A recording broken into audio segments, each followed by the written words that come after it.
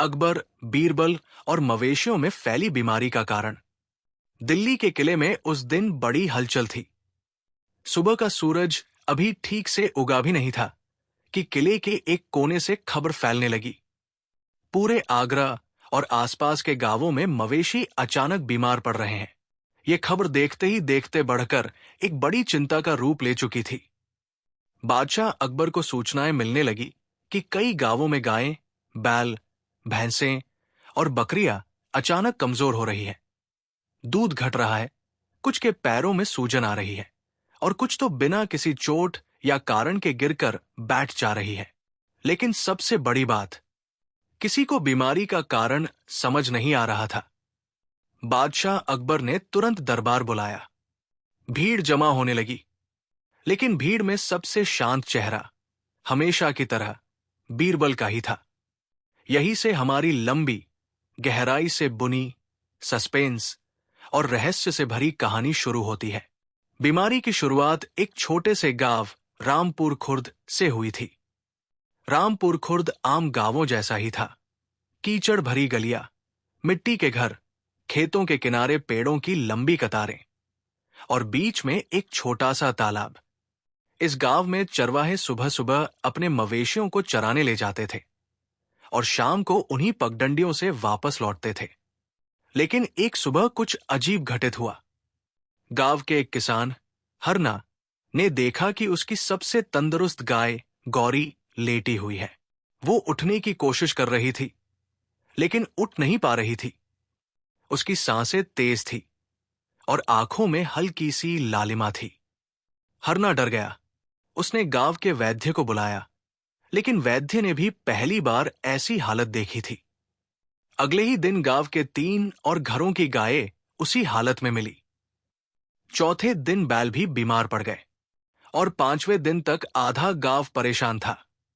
लेकिन जो बात सबसे चिंताजनक थी, बीमारी गांव से गांव फैलती जा रही थी, लेकिन इंसानों पर इसका कोई असर नहीं था। जब यह खबर आगरा पहुंची, दरबार में चिंता की लहर दौड़ गई। बादशाह अकबर ने गहरी आवाज में कहा, हमारे राज्य में मवेशी किसानों की रीढ़ है। यदि वही बीमार पड़ जाए तो खेती ठप हो जाएगी, व्यापार धीमा पड़ जाएगा और लोग भूखे मरने लगेंगे। हमें तुरंत इसका हल निकालना होगा। सभी मंत्री अपनी अपनी राय देने लगे। कोई कहते ये मौसम का असर है, कोई कहते ये किसी जहर का लक्षण है, कोई कहते ये कोई महामारी है, लेकिन कोई ठोस बात नहीं निकल पा रही थी। तभी अकबर ने कहा, बीरबल, तुम्हें क्या लगता है? बीरबल शांत स्वर में बोले, जहां बीमारी है वहां जाकर देखे बिना मैं कुछ नहीं कह सकता। मुझे गांवों में जाकर स्वयं निरीक्षण करना होगा। अकबर बोले, तो ठीक है, तुम तुरंत चलो। तुम्हें पूरी छूट है। जांच करो, पूछताछ करो और पता लगाओ कि हमारे मवेशियों को कौन सी विपदा ने घेर रखा है। बीरबल ने सिर झुकाया और यात्रा की तैयारी करने लगे। बीरबल 3 सैनिकों और 2 सेवकों के साथ निकल पड़े। उनकी यात्रा खेतों के बीच बनी पगडंडियों से होती हुई उस पहले गांव तक पहुंची जहां बीमारी आरंभ हुई थी, रामपुर खुर्द। गांव में घुसते ही उन्हें दिखाई दिया। कुछ मवेशी खड़े होने की कोशिश करते हुए लड़खड़ा रहे थे, कुछ सुस्त पड़े थे और कुछ की सांसें तेज चल रही थी। गांव वाले बीरबल को देखते ही उनके पास उमड़ पड़े। सब एक साथ बोलने लगे, साहब, हमारी गायें मर जाएंगी तो हम क्या करेंगे? घर के बच्चे दूध के लिए रो रहे हैं।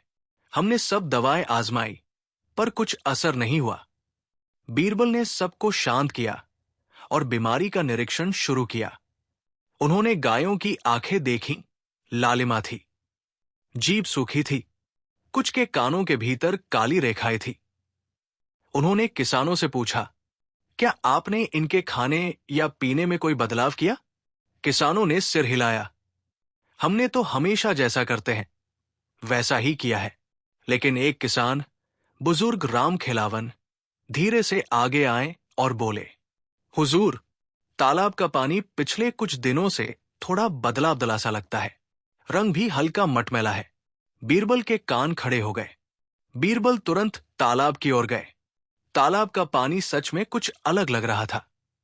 सतह पर बहुत सूक्ष्म, लगभग दिखाई न देने वाली एक परत तैर रही थी। बीरबल ने सैनिकों से कहा, पानी का एक घड़ा भरो और सुरक्षित रखो। उन्होंने तालाब के किनारे खड़े होकर आसपास देखा। मिट्टी गीली थी, मानो कुछ भारी चीज घसीटी गई हो। घसीटने के निशान तालाब की ओर जाते थे, लेकिन तालाब के कुछ कदम पहले अचानक गायब हो जाते थे। वहां कोई गड्ढा नहीं था, न कोई जानवर, न कोई पाव का निशान। ऐसा लगा मानो कुछ अचानक हवा में गायब हो गया हो। बीरबल उस निशान को घूरते रहे। उनके मन में पहली बार हल्का सा संदेह उठने लगा। क्या यह बीमारी प्राकृतिक नहीं है? क्या किसी का हाथ इसमें शामिल है? वे कुछ बोलना चाहते ही थे कि पीछे से भीड़ की आवाज आई। एक और गाय गिर गई। बीरबल 3 अन्य प्रभावित गांवों में भी गए। हर जगह 3 चीजें एक जैसी मिली।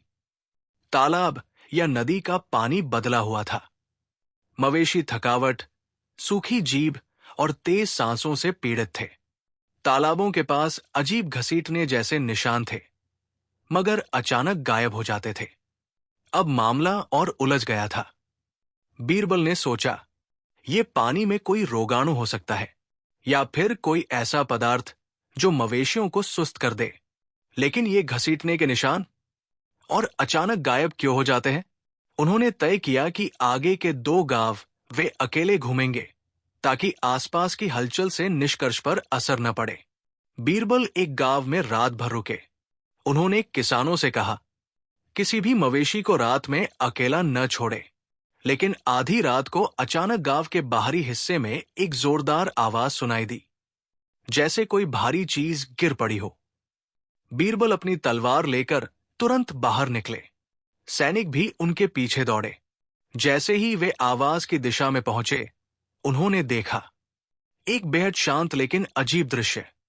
एक गाय जमीन पर हाफ रही थी। उसके आसपास मिट्टी पर घसीटने के वही अजीब निशान बने थे, लेकिन इस बार निशान सीधे एक झाड़ी तक जाते थे। बीरबल झाड़ी के पास पहुंचे तो वहां मिट्टी में ताजी खरोंचें थी, जैसे किसी ने जल्दी में झाड़ियों को हटाकर कुछ छुपाया हो या अंदर जाने की कोशिश की हो। लेकिन कोई वहां था नहीं।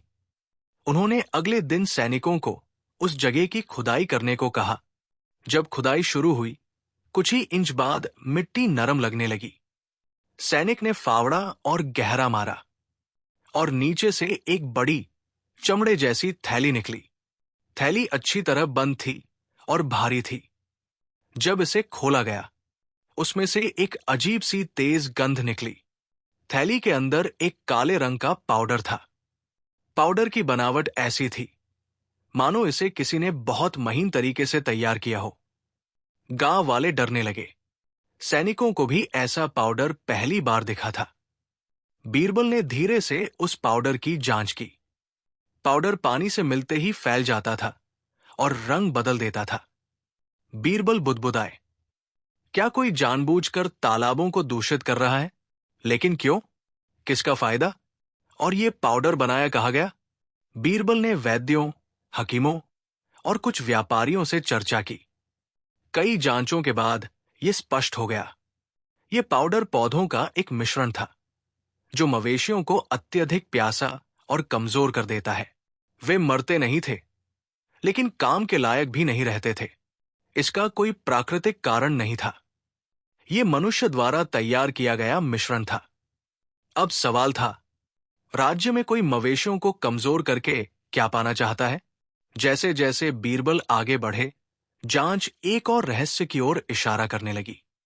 कुछ किसानों ने बताया, गांव में पिछले 1 महीने से एक अजनबी आता जाता देखा गया है। कभी वो लोहार बनकर आता है, कभी व्यापारी बनकर। वो तालाबों के पास देर रात बैठता था। बीरबल ने पूछा, उसका नाम किसी ने पूछा? एक किसान बोला, उसने कहा था कि उसका नाम दुरजान है। दुरजान। ये नाम बीरबल को जान पहचान का लगा, लेकिन उन्हें याद नहीं आ रहा था कहाँ सुना था। इसी बीच बीरबल के पास एक सैनिक भागता हुआ आया। उसने बताया, हुजूर, 2 और गांवों में बीमारी फैल गई है। लेकिन इस बार तालाबों में पाउडर नहीं मिला। बीरबल चौकन्ने हो गए। तो फिर कैसे फैली? सैनिक बोला, किसानों का कहना है कि उनके मवेशी रात में किसी चीज को सूंघते हैं और फिर कमजोर पड़ने लगते हैं। कुछ ने कहा कि झाड़ियों में से एक मीठी गंध आती है। मीठी गंध, ये नया संकेत था। क्या बीमारी फैलाने वाला तरीका बदल रहा था, या कई लोग इस काम में लगे थे? अगले गांव में बीरबल स्वयं खेतों में गए। वहां उन्होंने मिट्टी पर एक बड़ा गोल निशान देखा, जैसे किसी भारी चीज का ढांचा यहां टिकाया गया हो। निशान गहरा था, पर उसके आसपास मानव पांव के निशान नहीं थे, मानो कोई भारी वस्तु यहां उतारी गई हो और फिर उठाकर कहीं और ले जाई गई हो। बीरबल ने ध्यान से देखा। निशान के भीतर मिट्टी हल्की जली हुई थी। फिर से एक रहस्य, फिर से कोई ऐसा तरीका जो गांव वालों की समझ से बाहर था। अब तक बीरबल के पास कई बातें एक दूसरे से जुड़ने लगी थी। तालाबों में मिला पाउडर, अचानक गायब घसीटने के निशान, झाड़ियों में अजीब सुगंध, खेतों में जले हुए गोल निशान, एक अजनबी दुर्जान जो कई गांवों में देखा गया। बीरबल ने मन ही मन सोचा, क्या कोई राज्य को कमजोर करना चाहता है, या ये किसी बड़े व्यापार का हिस्सा है, या कोई ऐसा व्यक्ति इस साजिश के पीछे है जिसकी पहचान अभी छिपी है, लेकिन निश्चितता अभी दूर थी। एक दिन गांव के एक बच्चे ने बताया, मैंने उस अजनबी को जंगल की ओर जाते देखा। उसके हाथ में लंबी थैली थी, उसके कपड़े गंदे थे और उसके कदम बहुत तेज। बीरबल तुरंत जंगल की ओर निकल पड़े। जंगल में घुसते ही सैनिकों ने कहा, हुजूर, ये रास्ता ज्यादा सुरक्षित नहीं है। बीरबल बोले, यही जवाब छिपा है, हमें जाना ही होगा। जैसे जैसे वे जंगल में बढ़े, पेड़ घने होने लगे, लेकिन थोड़ी दूर एक ऐसा साफ स्थान मिला जो बहुत व्यवस्थित लग रहा था, जैसे किसी ने जगह बनाई हो। मिट्टी में खरोंचे थी, कुछ सूखे पत्ते जमीन पर अजीब ढंग से दबे थे, और जले हुए गोल निशान का छोटा रूप भी था। बीरबल ने कहा, यह कोई साधारण अपराधी नहीं हो सकता। उसी रात तेज बारिश होने लगी। बीरबल जंगल के किनारे एक किसान के घर में ठहरे थे। आधी रात को उन्होंने अचानक बाहर अजीब आवाज सुनी, मानो कोई भारी चीज मिट्टी पर रखी जा रही हो। उन्होंने तुरंत तलवार उठाई और सैनिकों के साथ बाहर दौड़े। वे जंगल के किनारे पहुंचे ही थे कि उन्होंने दूर से एक हल्की रोशनी देखी, लाल रंग की, ढिल मिलाती हुई, ऐसी रोशनी जो उन्होंने पहले कहीं नहीं देखी थी। और उसी रोशनी के बगल में एक परछाई दिखाई दी, लंबी, दुबली, किसी बोझ को खींचती हुई। पहली बार बीरबल को लगा कि शायद वो दुर्जान ही है, लेकिन जैसे ही वे पास पहुंचे, परछाई झटके से मुड़ी, झाड़ियों में गायब हो गई और रोशनी भी बुझ गई। बीरबल ने पीछा करने की कोशिश की, लेकिन बारिश और कीचड़ ने रास्ता मुश्किल कर दिया। फिर भी बीरबल को एक चीज मिली, मिट्टी में गहरी जड़े हुए एक छोटे लोहे के टुकड़े का हिस्सा। उस पर काले पाउडर के चिन्ह थे। अचानक कुछ दिनों बाद कुछ गांवों में मवेशी ठीक होने लगे। कोई दवा नहीं बदली गई थी, कोई विशेष इलाज नहीं हुआ। फिर बीमारी दूसरे गांवों में उभरने लगी। लगता था कि कोई एक एक गांव को चुनकर बीमारी फैला रहा है। बीरबल ने सोचा, यदि ये प्राकृतिक होती तो ये समान गति से फैलती। यहां तो मानो किसी ने नक्शा बनाकर गांव चुने हों। अब मामला गंभीर हो चुका था। बीरबल ने सेना को निर्देश दिया कि जंगल की निगरानी कड़ी कर दी जाए, किसी भी संदिग्ध व्यक्ति को रोका जाए। लेकिन तभी एक नई खबर आई। तालाबों में इस बार पाउडर नहीं मिला, पर पानी में हल्की सी धातु जैसी गंध है। धातु? अब मामला एक और दिशा में गया। जब बीरबल आगरा लौटने वाले थे, एक बूढ़ा लोहार उनके पास आया। उसने कहा, हुजूर, नाम दुर्जान। ये नाम मैंने सुना है। कई साल पहले एक आदमी था जो धातुओं पर प्रयोग करता था। वो कहता था कि धातु और जड़ी बूटियों से नई नई चीजें बन सकती है, पर उसके प्रयोग खतरनाक थे। उसे राज्य से बाहर निकाल दिया गया था। बीरबल ने पूछा, क्या वो वही व्यक्ति हो सकता है? लोहार बोला, उसका चेहरा तो मुझे याद नहीं, पर उसके काम का तरीका बिल्कुल वैसा ही था। खतरनाक, छुपा हुआ और अनदेखा। अब पहेली के कुछ टुकड़े मिलने लगे थे। बीरबल एक बार फिर पहले गांव के तालाब पर गए। इस बार उन्होंने पानी की सतह को ध्यान से देखा। हल्की हल्की परछाइयां पानी में पड़ रही थी, पर ऊपर आकाश साफ था। परछाई किसकी थी? वे नीचे झुके और देखा। पानी में बारीक धातु के कण थे, जो सूरज की रोशनी में चमक रहे थे। लेकिन ये धातु साधारण नहीं थी। ये वही थी जो जंगल में उन्हें मिली थी। तभी एक किसान दौड़ता हुआ आया। हुजूर, किसी ने सुबह सुबह तालाब के किनारे कुछ फेंका है। हमने दूर से चमक देखी। बीरबल तुरंत वहां पहुंचे। झाड़ियों में एक छोटा सा धातु का डिब्बा पड़ा था। डिब्बा खुला हुआ था और अंदर वही काला पाउडर लगा था। लेकिन सबसे बड़ा रहस्य, डिब्बे पर एक छोटा सा चिन्ह बना था, एक गोल निशान जिसके बीच एक लंबी रेखा थी। बीरबल उस चिन्ह को देखकर चौंक गए। ये वही चिन्ह था जो खेतों में जली मिट्टी पर दिखाई देता था। अब दोनों बातें जुड़ गई थी, डिब्बा, पाउडर और रहस्यमयी गोल निशान। बीरबल ने सैनिकों को आदेश दिया, अब हमें जंगल में और अंदर जाना होगा। वहां कुछ ऐसा है जो हमें दिखाई नहीं दे रहा। अगले दिन खोज शुरू हुई। कई घंटे बाद सैनिक एक जगह पहुंचे जहां मिट्टी बहुत समतल थी, जैसे किसी ने बार बार वहां कोई भारी वस्तु रखी हो। उनके एक सैनिक ने कहा, हुजूर, ये जगह तो एक तरह का छुपा हुआ अड्डा लगती है। बीरबल ने लंबी सांस ली। हां, और ये काम अकेला दुर्जान नहीं कर सकता। इसके पीछे और लोग हैं, किसी बड़े उद्देश्य के साथ। अब सवाल गहरा हो चुका था। उद्देश्य क्या है? राज्य को गिराना, व्यापार को बाधित करना, या कुछ और? जैसे ही सैन्य निगरानी बढ़ाई गई, दो किसान अचानक गायब हो गए। उनके परिवार रोते हुए बोले, वे सुबह जंगल में लकड़ी लेने गए थे, लेकिन लौटे ही नहीं। बीरबल ने तुरंत खोज अभियान चलाया। कुछ दूरी पर उन्हें दोनों किसानों के पांव के निशान मिले, लेकिन फिर से वही बात। निशान अचानक कुछ ही कदम आगे जाकर गायब हो जाते थे, जैसे कोई उन्हें अचानक उठा ले गया हो। पर कैसे? किसने? अब ये सिर्फ बीमारी का सवाल नहीं था। ये एक संगठित, छिपा हुआ बड़ा खेल लग रहा था। बीरबल ने फिर सब सुराग कागज पर लिखे। बीमारी प्राकृतिक नहीं है, पाउडर इंसानों द्वारा बनाया गया। तालाब दूषित, धातु के कण, जंगल में गोल जले हुए निशान, दुर्जान नाम का अजनबी, तालाबों के पास अचानक गायब होने वाले घसीटते निशान, दो किसान अचानक गायब, खेतों में भारी वस्तु के उतरने जैसे निशान, रात में लाल रोशनी। इन सबको जोड़ने के बाद बीरबल ने गहरी सांस ली। उन्होंने सोचा, यह बीमारी केवल शुरुआत है। कोई बहुत बड़ी चीज छिपी हुई है। शायद राज्य पर ऐसा हमला जिसकी कल्पना भी न की जा सके। तभी एक सैनिक भागते हुए आया।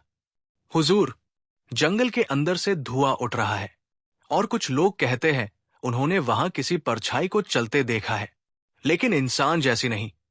बीरबल खड़े हो गए। उनकी आंखों में पहली बार हल्की सी चिंता दिखाई दी। उन्होंने कहा, चलो, अब समय आ गया है असली राज जानने का। और वे सैनिकों के साथ जंगल की गहराई में उतर गए, जहां धुआं उठ रहा था, जहां परछाइयां हिल रही थी, जहां बीमारी की जड़ छिपी थी। पिछली घटनाओं के बाद बीरबल जानते थे कि बीमारी प्राकृतिक नहीं है। मवेशियों की बीमारी, तालाबों में मिला पाउडर, धातु का संदिग्ध डिब्बा, खेतों में गोल गड्ढे, अचानक गायब होते कदमों के निशान और दुर्जान नाम का रहस्यमय आदमी, ये सब किसी बड़ी सुनियोजित साजिश की ओर इशारा कर रहे थे। जंगल के भीतर से उठता धुआं इस बात का संकेत था कि कोई अंदर काम कर रहा है। बीरबल सिपाहियों के साथ जंगल में बढ़े। पेड़ों की शाखाएं इतनी घनी थी कि दिन में भी धूप मुश्किल से नीचे आती थी। जमीन पर सूखे पत्तों की मोटी परत थी, जिन पर कदम रखते ही आवाज होती थी।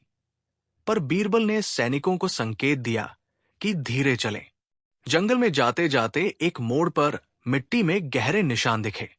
निशान किसी भारी वस्तु के लग रहे थे, लेकिन आकार साफ नहीं था। ऐसा लगा जैसे किसी बड़े ढांचे को बार बार इस जगह रखा जाता हो। मिट्टी धंसी हुई थी, मानो नीचे कुछ दबा हो। बीरबल ने मिट्टी को हाथ से हटाया। अंदर राख की हल्की परत थी। ये वही प्रकार की राख थी जो खेतों में मिले गोल निशानों में दिखी थी। इसका मतलब साजिश एक जगह तक सीमित नहीं थी, वो कई जगह फैलाई जा रही थी। जंगल में और आगे बढ़ते हुए सैनिकों ने एक जगह सूखी पत्तियों के ढेर में कुछ चमकती हुई वस्तु देखी। इस बार वो किसी धातु की नहीं, बल्कि मिट्टी के बर्तन का टुकड़ा था। बर्तन पर जड़ी बूटियों की हल्की गंध थी, वही गंध जो झाड़ियों में मिली थी, जहां गायें रात में पहुंचने की कोशिश करती थी और फिर कमजोर पड़ जाती थी। बीरबल ने पास की झाड़ी को हटाया। झाड़ी के नीचे मिट्टी थोड़ी खोदी गई थी, जैसे वहां किसी ने कुछ छुपाया हो। कुछ ही क्षण बाद एक छोटा गड्ढा खुला, जिसमें मिट्टी के कई टूटे बर्तन थे। कुछ में सूखे पत्तों जैसा पदार्थ चिपका हुआ था। बीरबल ने सैनिकों से कहा, ये साधारण सूखे पत्ते नहीं हैं। इनमें कुछ ऐसा है जो मवेशियों पर असर करता है। लगता है ये बीमारी फैलाने वालों का पहला अड्डा है। लेकिन ये तो सिर्फ शुरुआत थी। जैसे जैसे दल आगे बढ़ा, पेड़ों के बीच से धीमी आवाजें आने लगी। कभी ऐसा लगता कि कोई बोल रहा है, कभी पत्तों के हिलने से कोई परछाई दौड़ती सी दिखाई देती। लेकिन पास जाने पर कुछ नहीं मिलता। सैनिकों ने हथियार कसकर पकड़े। बीरबल शांत रहे, पर ध्यान से आसपास देखते रहे। अचानक एक जगह मिट्टी में गहरे पैरों के निशान दिखे, 2 लोगों के। लेकिन आगे जाकर वे निशान गायब हो जाते थे, जैसे कोई अचानक जमीन से ऊपर उठा लिया गया हो, या फिर कोई लकड़ी का सहारा इस्तेमाल कर रहा हो जिसे मिट्टी पर निशान न बने। बीरबल ने पहली बार महसूस किया, इन लोगों की चालें आम अपराधियों जैसी नहीं हैं। ये लोग अपने निशान छुपाने में माहिर हैं। कुछ देर बाद सैनिकों ने एक टूटी शाखा के पास एक कपड़े का छोटा टुकड़ा उठाया। कपड़ा मोटा था, जैसे किसी मजदूर का पहनावा हो। उस पर काले पाउडर के दाग थे। बीरबल ने कपड़े को ध्यान से देखा। ये वही कपड़ा था जिसे किसानों ने दुर्जान का बताया था। अब बीरबल को समझ आया कि दुर्जान सच में इसी जंगल में घूम रहा है, पर वो अकेला नहीं हो सकता। इतनी बड़ी साजिश कोई अकेला व्यक्ति नहीं चला सकता। बीरबल बोले, दुर्जान इस जंगल का रास्ता जानता है। वो अक्सर यहां आता रहा होगा, और वो केवल बीमारी फैलाने नहीं आया, कुछ छिपा रहा है। अब उन्हें जंगल के और भीतर जाना ही था। काफी आगे जाने के बाद झाड़ियों के बीच एक जगह मिट्टी साफ दिखाई दे रही थी, मानो किसी ने रोज यहां कुछ रखा हो। जगह बिल्कुल समतल थी और चारों ओर सूखे पत्तों को व्यवस्थित तरीके से हटाकर फेंका गया था। बीरबल झुके और मिट्टी को हाथ से हटाया। अंदर एक गड्ढा निकला। गड्ढा बड़ा नहीं था, पर उसमें अलग अलग पौधों की जड़ें और तने रखे थे। कुछ पर चमड़े जैसी पट्टियां बंधी थी, जैसे उन्हें विशेष क्रम में काटा गया हो। बीरबल ने पौधों को सूंघा। कुछ में हल्की मिठास की गंध थी और कुछ में वही तेज गंध जो तालाबों में मिले पाउडर में थी। अब सच सामने था। बीमारी फैलाने वाले जंगल में बैठकर कोई विशेष जड़ी बूटियों का मिश्रण बना रहे थे। लेकिन सवाल यह था, क्यों, किसके कहने पर, और इसका अंतिम लक्ष्य क्या है? अंधेरा बढ़ रहा था। पेड़ों के बीच हवा का शोर आने लगा था। जिस जगह बीरबल खड़े थे, वहां अचानक झाड़ियों में हलचल हुई। सैनिकों ने तलवारें खींच ली। एक जवान किसान भागता हुआ आया। उसकी सांसें तेज थी। वो बोला, हुजूर, गांव के 2 और लोग जंगल में घुसे थे, पर वापस नहीं लौटे। उनकी आवाजें आई थी कि शायद वे किसी गड्ढे में गिरे हैं। बीरबल तुरंत समझ गए कि यह साधारण बात नहीं है। उन्होंने किसान को साथ लिया और उस दिशा में बढ़े जहां उसने आवाज सुनी थी। जंगल घना था, पेड़ों के बीच संकरी पगडंडी थी। कुछ दूर जाकर अचानक जमीन टूटी हुई सी लगी। एक जगह मिट्टी धंसी थी। बीरबल ने सिपाहियों को इशारा किया। जब वे करीब पहुंचे तो नीचे हल्की कराहट सुनाई दी। दो किसान सच में गड्ढे में गिरे थे, लेकिन उस गड्ढे में सिर्फ किसान नहीं थे। वहां कई टूटे बर्तन, सूखे पत्ते और पाउडर के छोटे छोटे ढेर भी थे। यानी किसानों को शायद इस अड्डे से दूर रखने के लिए गड्ढा जानबूझकर बनाया गया था। किसानों को बाहर निकाला गया। वे डरे हुए थे। उसके बाद सारी चीजें बीरबल ने सुरक्षित रखवा ली।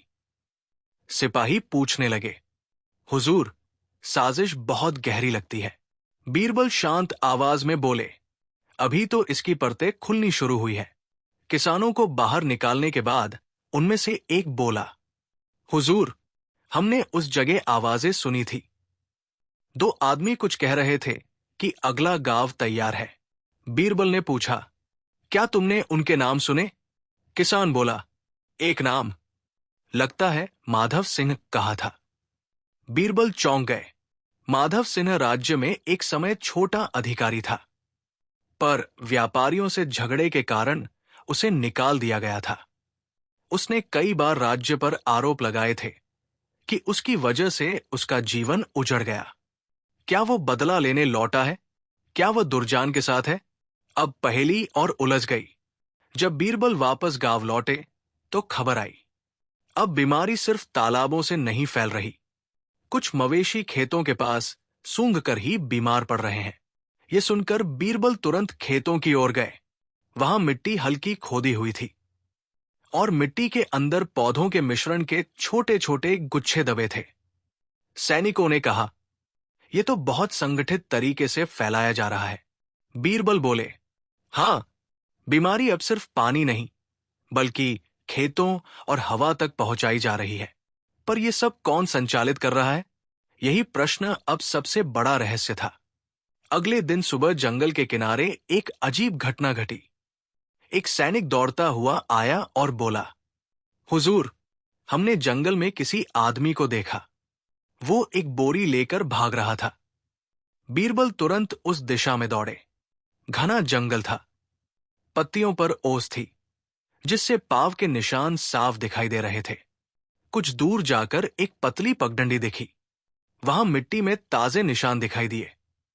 किसी ने भारी बोरी घसीटी थी, लेकिन अचानक निशान गायब हो गए, जैसे बोरी अचानक हल्की हो गई हो या उसे उठाकर आगे ले जाया गया हो। बीरबल ने आसपास देखा। एक ताजा टूटी शाखा हिल रही थी। कोई अभी अभी वहां से निकला था। ये वही क्षण था जब बीरबल पहली बार समझ गए, साजिश करने वाले लोग इस जंगल को अच्छी तरह जानते हैं। वे रास्ते छुपाने में बहुत माहिर हैं। अगले कई घंटे खोजबीन में निकल गए। आखिरकार झाड़ियों के पीछे लकड़ियों से ढका एक बड़ा गड्ढा मिला। लकड़ियां हटाते ही अंदर एक गुफा जैसा खाली स्थान सामने आया। बीरबल अंदर उतरे। अंदर मिट्टी पर बड़े बड़े घड़े रखे थे।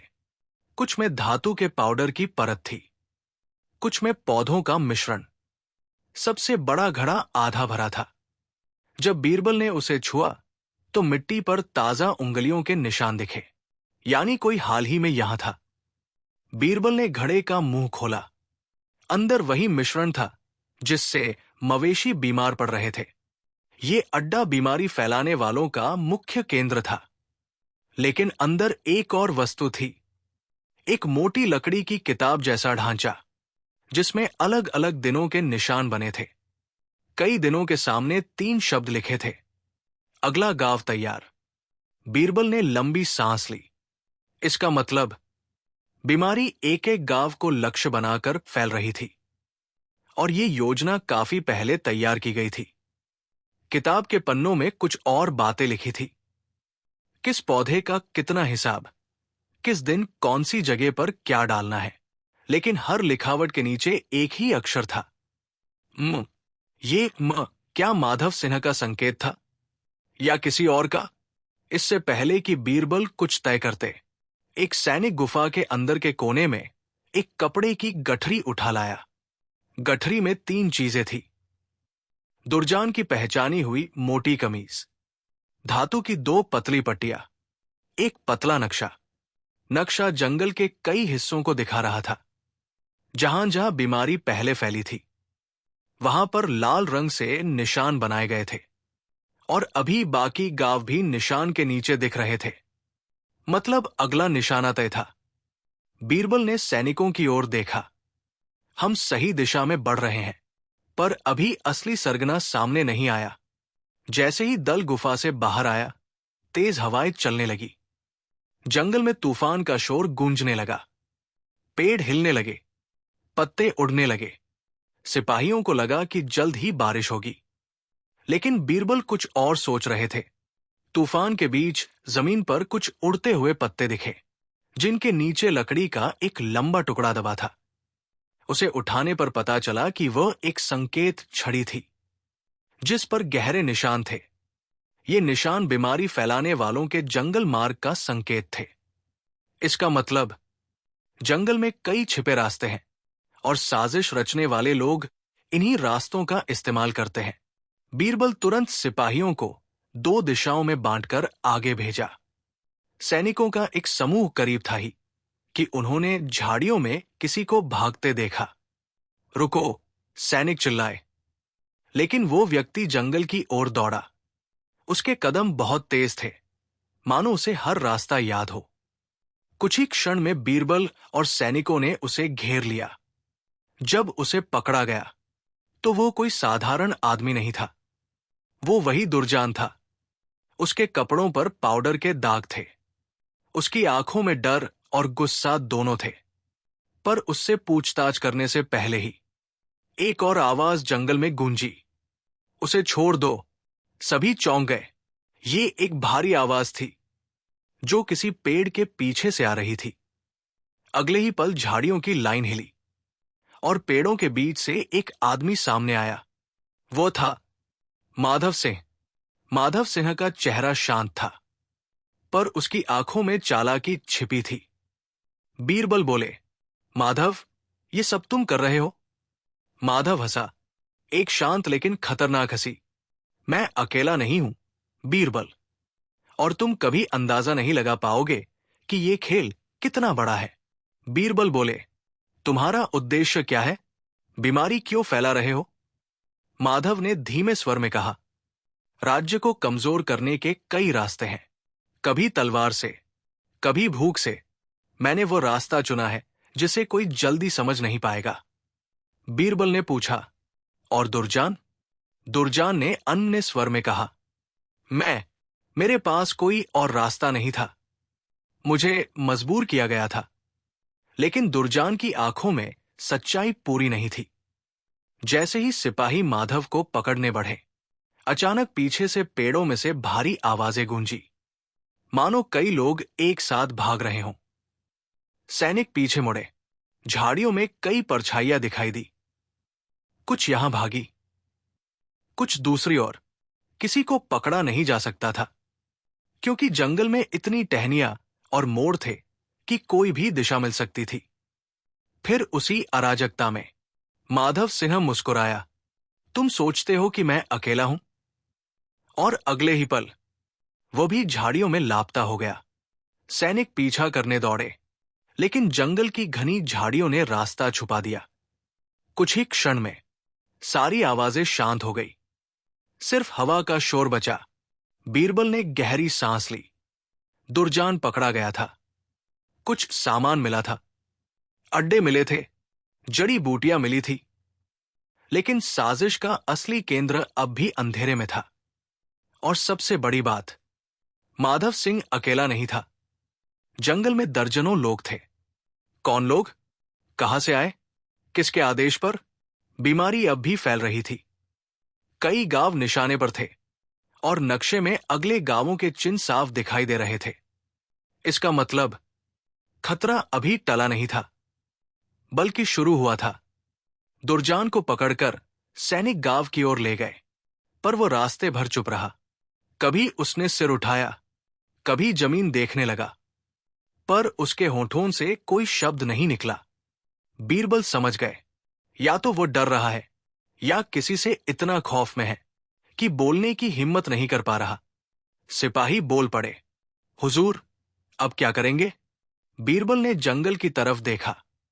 पेड़ों के पीछे हवा से पत्ते हिल रहे थे, मानो कोई वहां छुपकर ये सब देख रहा हो, या शायद कई लोग अभी भी अंदर घूम रहे हों।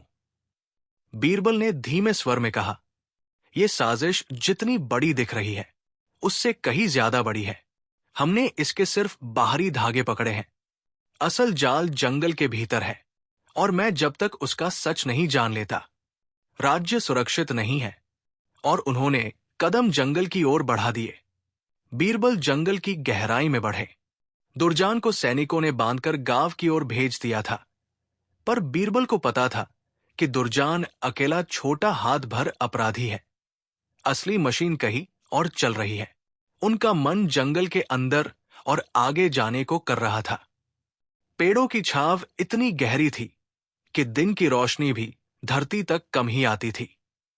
पत्तों की सरसराहट, जमीन पर सूखे पत्तों का कर्कश शोर और कभी कभी किसी दूर की खीजली पक्षी की आवाज, सब कुछ चौकन्ना कर देता था। पेड़ों के बीच एक पगडंडी थी जिसे शायद ही कोई अनजान पार कर पाता। पगडंडी के साथ साथ मिट्टी में कुछ निशान थे, हल्के पर बार बार बने हुए। निशान किसी भारी बोरियों के खींचने के थे। बीरबल ने अपने सैनिकों से कहा कि वे चारों ओर जगह निगाह रखें, कोई आक्रमण हो सकता है। सैनिकों ने अपने हाथों को तलवारों पर रखते हुए धीरे धीरे आगे बढ़ना शुरू किया। थोड़ी दूर आगे एक छोटी खुली जगह आई। वहां पर कुछ ही दिन पहले रखे गए टुकड़े बिखरे हुए थे। टूटे हुए घड़े, धातु की पतली प्लेटें, कई बार जल चुके कागज के टुकड़े। किसी ने यहां जल्दी जल्दी से कुछ समेटे थे और भाग निकले थे। बीरबल ने देखा कि कुछ स्थानों पर मिट्टी पर छोटे छोटे पैरों के निशान हैं, लेकिन पैरों के निशान बीच बीच में गायब हो जाते हैं, और धूल में ऐसे निशान हैं जैसे किसी ने नकल करने की कोशिश की हो कि यहां किसी ने कदम नहीं रखे। बीरबल ने उन टूटे हुए कागजों को उठाया। उनमें कुछ अंक और कुछ शब्द दिखाई दिए, पर बहुत हिस्से धुंधले थे। एक टुकड़े पर धीरे से लिखा था, अगला चरण अनाज भंडार। दूसरा टुकड़ा था जिस पर कुछ जगहों के नाम लिखे थे और किन्हीं चिन्हों के साथ तारीखें। बीरबल का सीना धड़क उठा। अनाज भंडार? अगर किसी ने अनाज भंडारों पर हमला किया या उन्हें दूषित किया तो पूरे गांवों की ग्लानि और भूखमरस बच सकती थी। ये केवल मवेशियों तक सीमित मामला नहीं रहा, ये किसी बड़े पैमाने की योजना का एक हिस्सा लग रहा था। बीरबल ने सैनिकों से कहा, यह बात अब और गंभीर है। हमें गांवों में लौटकर किसानों को सचेत करना होगा और अनाज भंडारों की रक्षा करानी होगी। साथ ही जंगल के और अंदर जाकर पता लगाना होगा कि यह समूह कितना बड़ा है। जिसने ये कागज यहां छोड़े हैं, वो जानता था कि कोई जल्द यहां आएगा। इससे साफ है कि वे हमारी हर चाल का अनुमान लगा रहे हैं।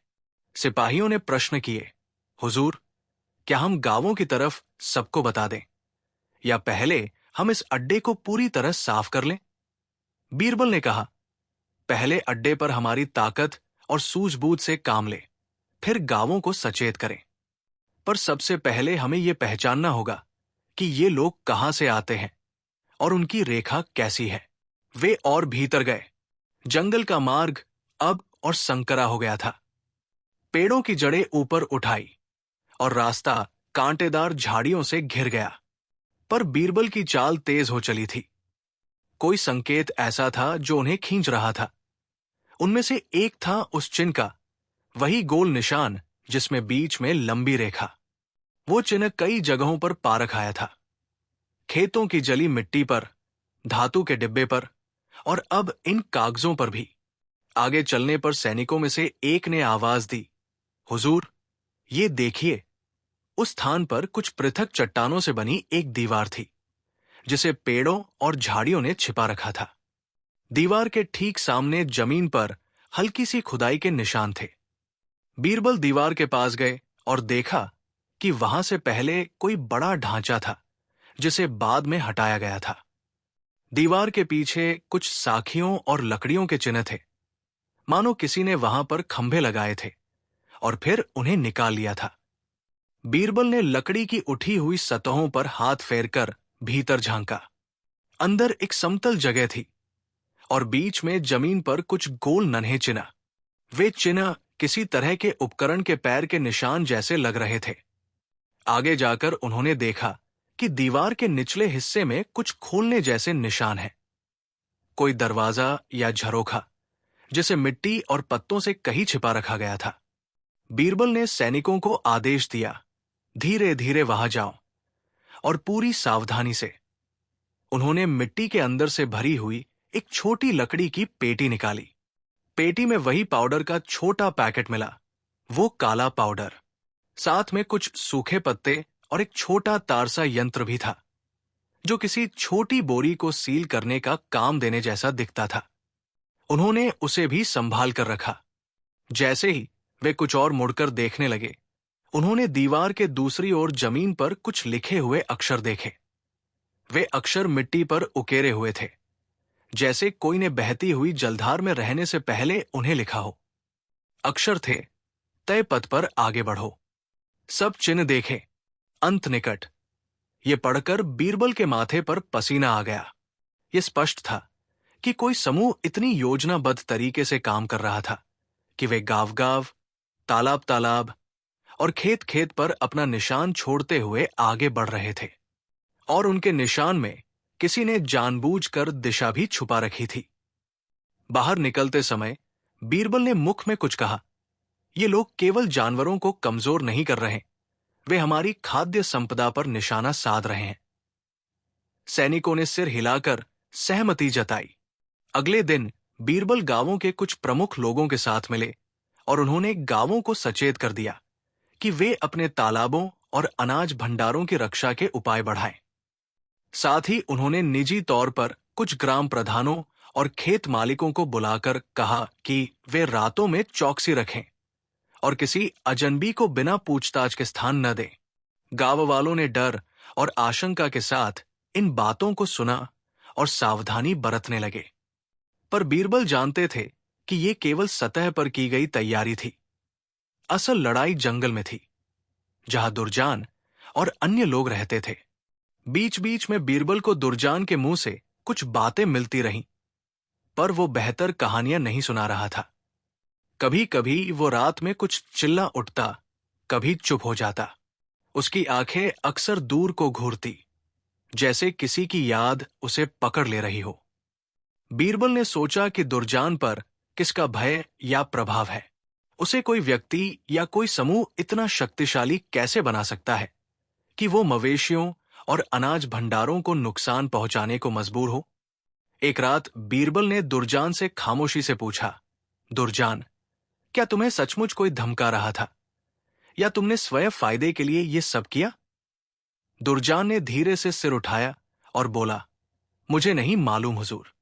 मैंने पैसे लिए और मैंने कहा था कि मैं केवल कचरा और खराब पत्ते तालाबों में फेंक दूंगा। पर जिसने मुझे लिया उसने कहा कि ऐसे करने से लोग भयभीत होंगे और वे गांव छोड़कर चले जाएंगे। पर मैं सिर्फ लड़खड़ाते लोगों की तस्वीरें देख रहा हूं। हां, मैं भूल गया था कि उन गायों का दूध किसका पेय था। उसकी बात सुनकर बीरबल के मन में घबराहट बढ़ी। दुर्जान के शब्दों से लगा कि चीजें और भी गंदी थी। शायद दुर्जान को सिर्फ शुरुआत करने वाला भागीदार बनाया गया था। किसी ने उसको छोटा काम दिया और उसे आगे की योजना के बारे में नहीं बताया।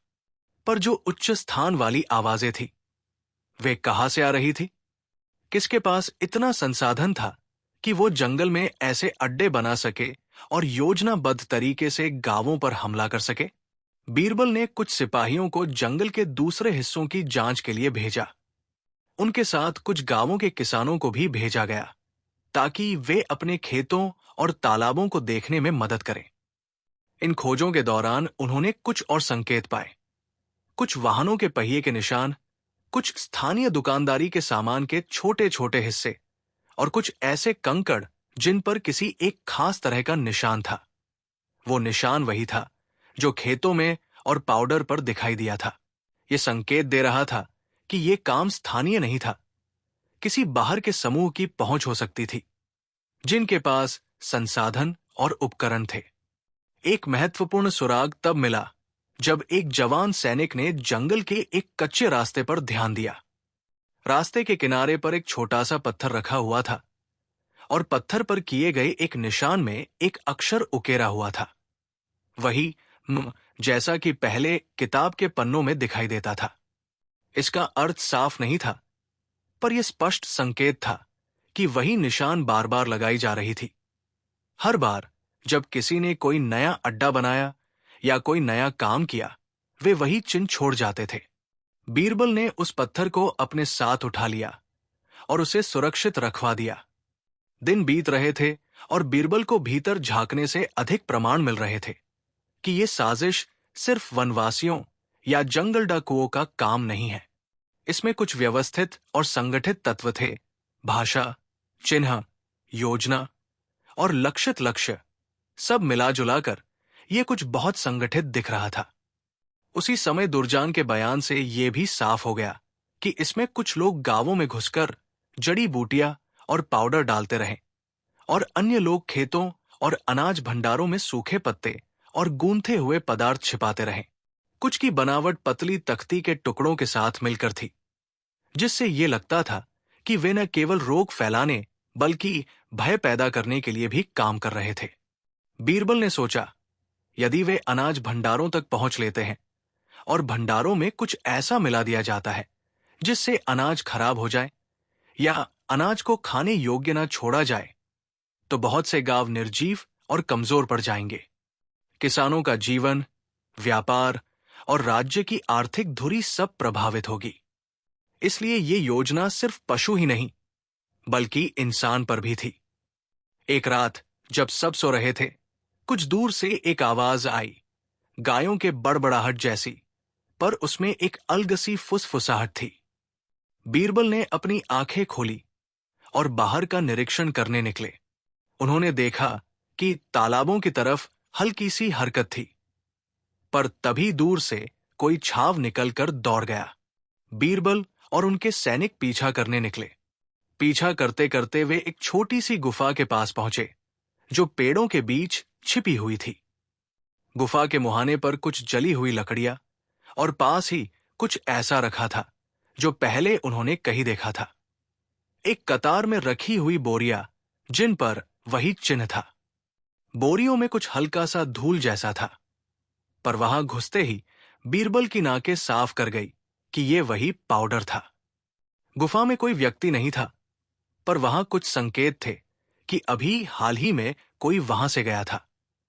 और गुफा के दीवार पर कुछ शब्द लिखे थे, अधिकार के लिए बलिदान आवश्यक है।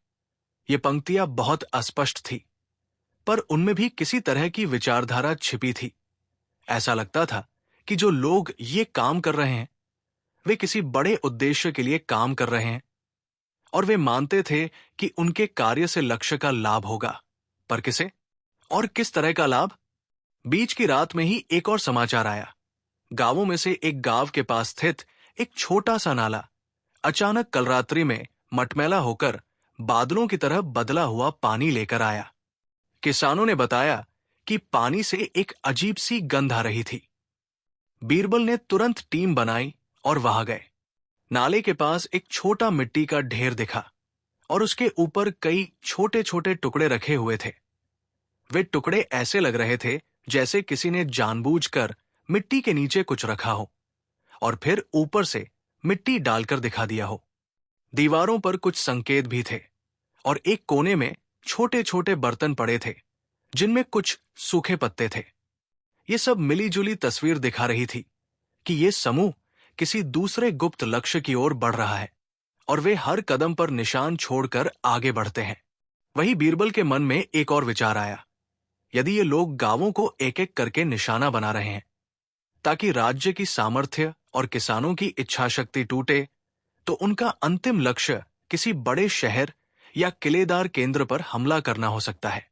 बीरबल ने याद किया कि पिछली बार जब ऐसे संकेत मिले थे, तब नक्शे में कुछ शहरों के नाम भी थे। उन्होंने सैनिकों को आदेश दिया कि वे उन शहरों के भंडारों की भी गुप्त जांच कराएं। पर यह सब करने के लिए समय और संसाधन बहुत बड़े थे, और बीरबल को मालूम था कि वे अकेले सब कुछ नहीं कर पाएंगे। उन्हें अकबर के दरबार से भी मदद चाहिए थी, पर उस मदद को मांगने का समय सही और चतुर होना चाहिए था, ताकि साजिशकारों को सूचना न हो कि अब उनकी योजना उजागर होने वाली है। उसी समय जंगल से एक और विस्मयकारी खोज हुई। एक पुराना पर प्रभावशाली दस्तावेज मिला। दस्तावेज में कुछ नाम और तिथियां थी, और एक तालिका जिसमें गांवों के नाम के साथ गाथा लिखी थी कि उन्हें किस तरह संक्रमित किया जाना है, पानी के माध्यम से, खेतों में छुपाकर या पशु चारा में मिलाकर। यह दस्तावेज इतना विस्तृत था कि साफ जाहिर था कि इसे किसी ने बहुत सोच समझ कर बनाया था। दस्तावेज के ऊपरी कोने पर फिर वही म अक्षर और नीचे कुछ और छोटे चिन्ह थे। बीरबल ने दस्तावेज को पढ़कर अपने आप को संभाला।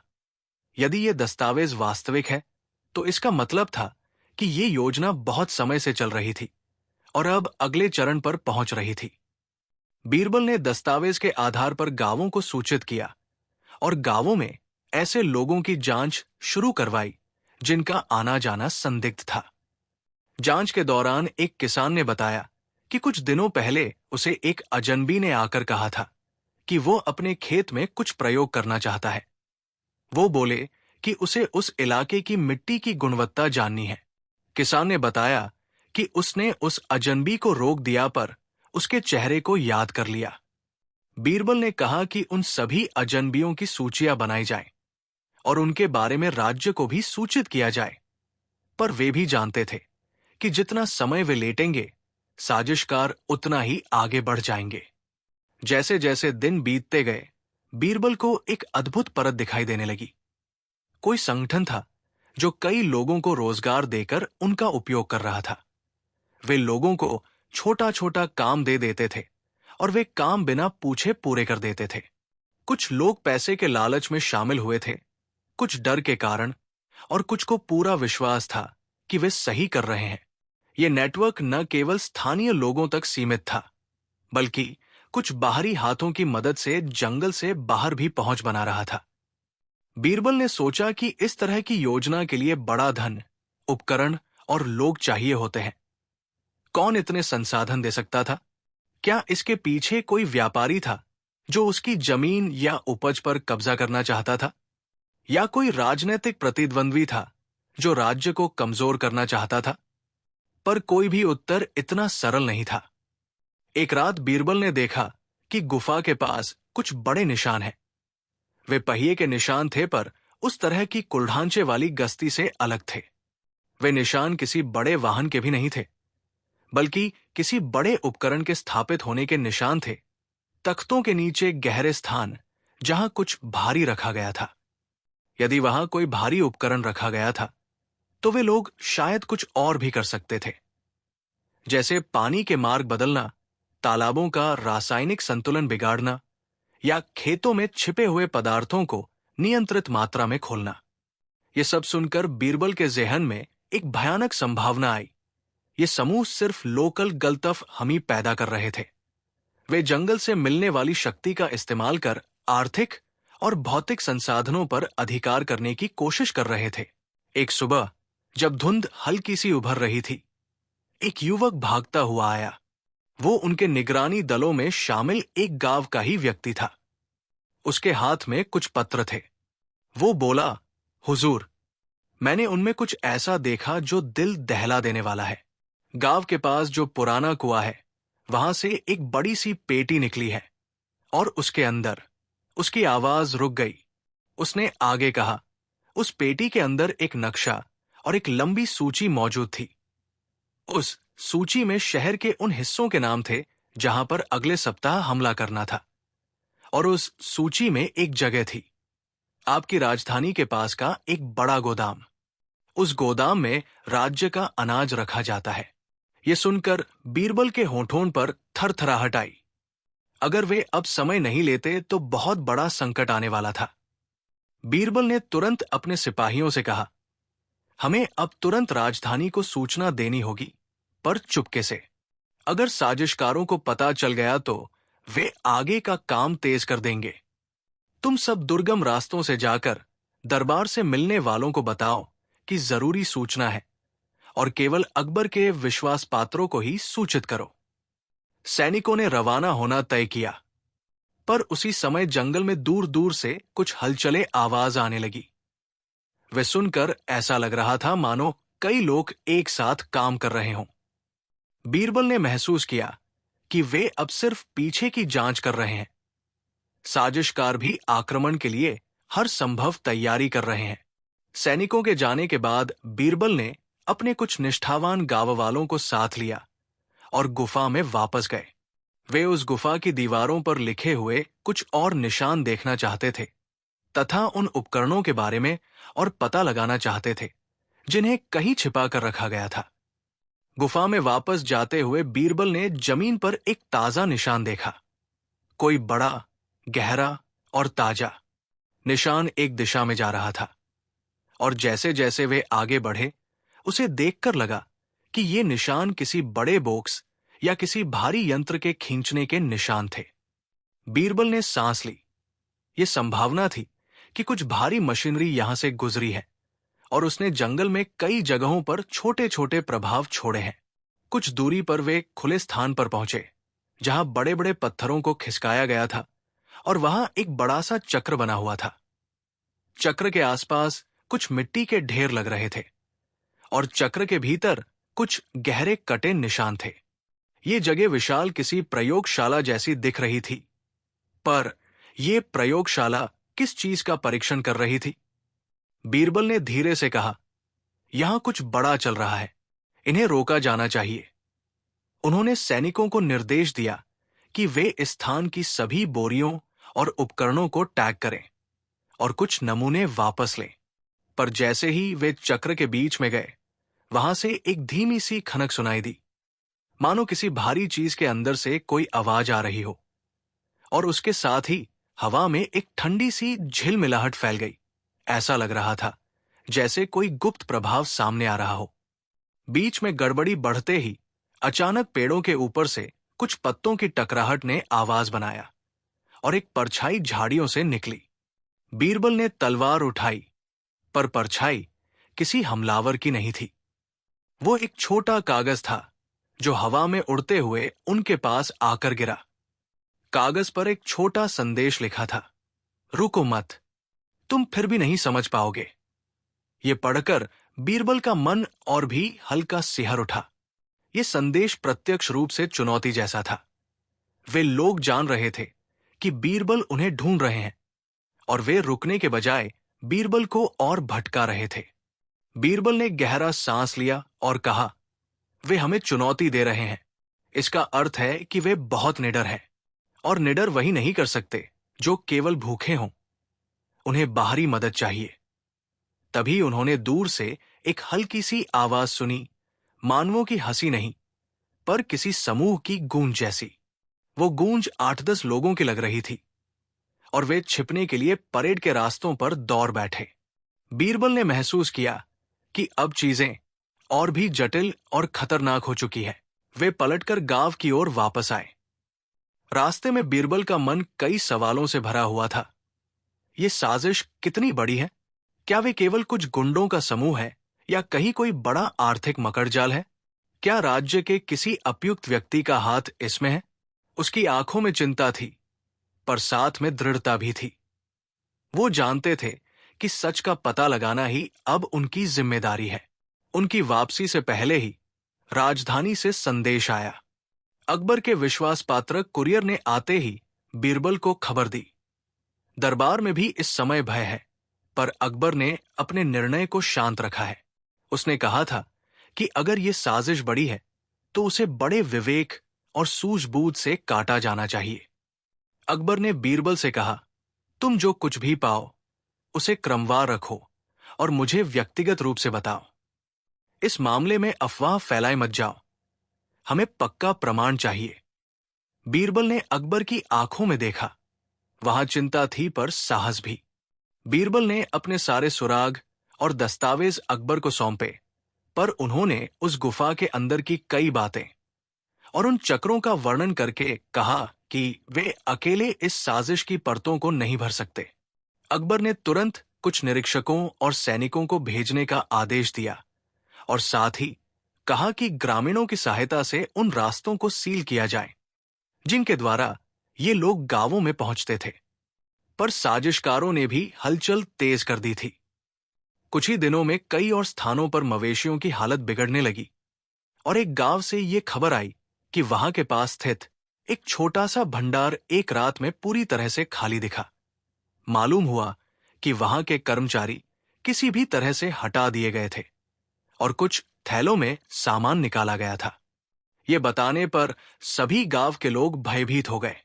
बीरबल ने महसूस किया कि न केवल वे बड़े दायरे में काम कर रहे हैं, बल्कि वे असल में कोष्ठक खोलकर कुछ बड़ा, संभवतः राज्य के संसाधनों पर हमला करने वाले इरादे रखने लगे हैं। बीच बीच में दुर्जान का व्यवहार बदल रहा था। वो कभी बेहोश जैसा गिर जाता और कभी इतना चुप हो जाता कि मानो कुछ अंदर ही अंदर उसे खा रहा हो। बीरबल ने उसे फिर से शांत होकर पूछा, अगर तुम सच बोलोगे तो तुम्हें कुछ राहत मिलेगी। अगर तुम दुर्जान के अलावा किसी का नाम दो तो शायद हमें और सुराग मिले। पर दुर्जान ने सिर हिला दिया और खाली आंखों से कहा, हमें सब कुछ पता है, पर बताने पर मेरी जान जा सकती है। इस पर बीरबल ने समझाया कि अगर वो सहयोग करेगा तो उसे माफी मिल सकती है और उसके परिवार की सुरक्षा भी सुनिश्चित की जाएगी। पर दुर्जान के चेहरे पर फिर वही खालीपन आ गया और उसने कुछ कहा नहीं। समय के साथ साथ बीरबल को यह बात भी समझ में आ रही थी कि यह साजिश केवल बाहरी धन या कोई अपस्थ अधिकारी नहीं चला रहा।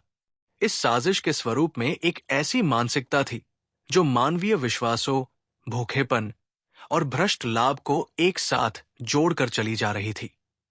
कुछ लोगों को पैसों के लालच में शामिल किया गया था, कुछ को डराकर और कुछ को झूठे वादों में फंसाया गया था। यह नेटवर्क न केवल आर्थिक रूप से बल्कि मनोवैज्ञानिक रूप से भी कुशल था। वे लोगों के डर और आशाओं का इस्तेमाल कर रहे थे। एक दिन अचानक बीरबल के पास एक सूचनाएं आई कि जंगल के एक और हिस्से में एक बड़ा ढांचा बनाया जा रहा है। वहां कुछ बड़े छोटे पात्र रखे जा रहे थे और चारों ओर सुरक्षात्मक दीवारें बनी हुई थी। ये ढांचे देखकर लगता था कि कोई बड़ा प्रयोग होने वाला है, प्रयोग जो हवा, जल और मिट्टी में गड़बड़ी पैदा कर सकता है। बीरबल ने तुरंत सिक्के भेजे और उस दिशा में छापामारी की योजना बनाई। पर जैसे ही शाम हुई और दल वहां पहुंचा, वहां खालीपन था, पर चिन्ह और यंत्र वहां पर थे। प्रतीत होता था कि लोग कुछ समय पहले ही वहां से हट गए थे या छिप गए थे। पर सबसे ज्यादा चौंकाने वाली बात थी, वहां भूमि के एक हिस्से के अंदर कुछ गहरी, सीलबंद टंकी मिली। टंकी के पास एक छोटा सा पत्र रखा था। पत्र में केवल एक पंक्ति लिखी थी, अंतिम चरण शुरू। ये एक स्पष्ट संकेत था कि उनकी योजना आगे का बहुत बड़ा चरण आरंभ करने वाली थी और ये शायद राजधानी तक पहुंचने को थी। बीरबल की रूह काम गई। उन्होंने तुरंत अकबर को सूचित किया। अकबर ने अपने सेवकों एवं कुछ भरोसेमंद सेनापतियों को तैनात कर दिया और पूरे राज्य में चौकसी बढ़ा दी। पर बीरबल ने महसूस किया कि हाथ जो पकड़ में नहीं आ रहे, उनका खेल बहुत बड़ा है। किसी ने इस सब को इतनी बड़ी मात्रा में योजनाबद्ध कर रखा था कि उसके पीछे की ताकत अभी भी छिपी हुई थी। बीरबल रात दिन उसी विचार में उलझे रहे कि आखिर कौन है जो इतना व्यापक दुष्प्रयोजन कर रहा है। फिर ठंडी रातों में जब सब सो रहे थे, बीरबल अक्सर जंगल की ओर देखा करते, जहां से वो आवाजों का एहसास पाता था। उन आवाजों में कभी कभी एक धुन भी सुनाई देती थी, मानो दूर कहीं कोई समूह विचार विमर्श कर रहा हो। और बीरबल जानते थे, असली झंझावत वही कही है, किसी छिपे हुए केंद्र में। पर किसको पकड़ना है, किसके कंधों पर यह भार है, भीतर तक पहचान नहीं आई थी। और यही चीज सबसे भयानक थी कि वे सामने थे पर किसी ने अपनी झलक नहीं दी थी। कई हफ्तों की सूझबूझ, खोज और जालसाजी के बाद भी बीरबल और अकबर दोनों को ये नहीं मालूम था कि इस साजिश के पीछे आखिर कौन था। कुछ सुराग तो मिल रहे थे, चिन्ह, दस्तावेज, कुछ नाम, पर जो असली दिमाग है वो अब भी छिपा हुआ था। बीरबल अक्सर रात को बैठकर सोचते, जब तक हमें उस अंतिम दिमाग का पता नहीं चलता तब तक इस पूरे राज्य की शांति खतरे में रहेगी। और तभी एक रात जब बीरबल जंगल की ओर वापस देख रहे थे, दूर से एक हल्की सी परछाई चली, मानो कोई बहुत ऊंची चीज हवा में हिल रही हो। पर उस परछाई की छवि इतनी अस्पष्ट थी कि बीरबल मात्र कल्पना ही कर सकते थे कि वो क्या थी। पेड़ों के बीच हवा फिर से कुछ कह रही थी, और हवा के उस शोर में ऐसा प्रतीत हुआ जैसे किसी ने दूर से एक शब्द कहा हो। जल्द ही बीरबल की सांस रुकी। शब्द अस्पष्ट थे, पर अर्थ स्पष्ट था। कुछ बड़ा, बहुत बड़ा आने को था, पर कौन, कब, किससे, ये सभी प्रश्न खुला रहे। और यही खुलापन कहानी को और भी भारी सस्पेंस में छोड़ गया। जैसे किसी भारी दरवाजे का पहला हिस्सा खोला गया हो पर पूरा मकान दिखाई नहीं दिया हो। जंगल के भीतर बढ़ती जांच, दुर्जान की गिरफ्तारी, माधव सिंह की परछाई और अड्डों के मिलते जाने से जितना सस्पेंस था, वो सब अब एक अंतिम सच की ओर जाने लगा था। बीरबल ने तय कर लिया था कि जब तक पूरी योजना का मूल न पकड़ ले, तब तक ये सिलसिला खत्म नहीं होगा। कई दिनों की खोजबीन के बाद एक बूढ़े चरवाहे ने बताया कि जंगल के भीतर एक पुराना पत्थर का खंडहर है, जहां रात में लोग आते जाते दिखते हैं। बीरबल ने वहां पहुंचकर देखा कि खंडहर के नीचे एक बड़ा तहखाना छुपा था। भारी लकड़ी के फट्टे हटाए गए और नीचे उतरते ही एक लंबा गलियारा मिला। अंदर मिट्टी के घड़े, सूखे पौधे, काला पाउडर और धातु की तख्तियां रखी थी। और बीच में बैठा एक आदमी, माधव सिंह। इस बार वो भाग नहीं सका। जब उसे पकड़ा गया तो उसने पहली बार बिना किसी चालाकी के बात की। उसने कहा, मैंने ये सब अकेले नहीं सोचा था। मुझे राज्य से बदला नहीं था, बल्कि मैं लालच में फंस गया था। बाहर के व्यापारियों ने कहा था कि यदि मवेशी कमजोर हो जाए, खेती ठप हो जाए, लोगों का भरोसा राज्य से हट जाए, तो अनाज का व्यापार उनके हाथ में चला जाएगा। उन्होंने धन दिया, मैं फंस गया।